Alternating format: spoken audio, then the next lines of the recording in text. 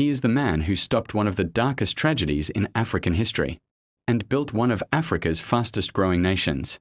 But behind the success lies a story of power, fear, and controversy. This is the rise of Paul Kagame, Rwanda's most powerful, admired, and criticized leader. Paul Kagame was born in October 1957 in rural Rwanda. But before he turned 3, ethnic tensions forced his family to flee the country. They escaped to Uganda, where the young Kagame grew up as a refugee, a child without a homeland, but with a memory of injustice that would shape his destiny. In Uganda, Kagame joined the rebel movement that helped bring Yoweri Museveni to power. He became known as a disciplined, strategic soldier, calm, intelligent, and fiercely determined. But he never forgot Rwanda. In 1987, Kagame helped create the Rwandan Patriotic Front, the RPF, a rebel group whose mission was simple: return home and claim the future of Rwanda. In 1990, the RPF launched an invasion into Rwanda. It failed at first, and Kagame was in the United States for military training.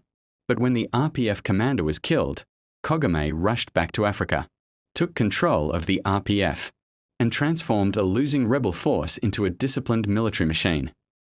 On April 6, 1994, the plane carrying Rwanda's president was shot down. What followed was 100 days of horror, one of the fastest and most brutal genocides in modern history.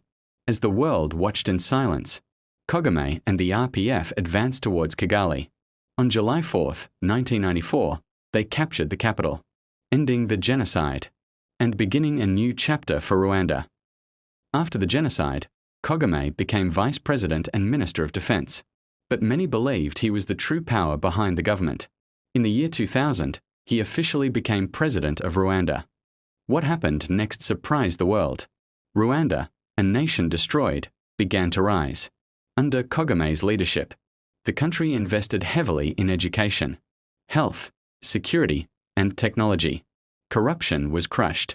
Kigali became one of Africa's cleanest and safest cities. Rwanda launched Vision 2020, a bold plan to transform the country into a middle-income nation. Rwanda saw rapid economic growth. Women gained major leadership roles, even becoming the majority in parliament. Tech hubs appeared.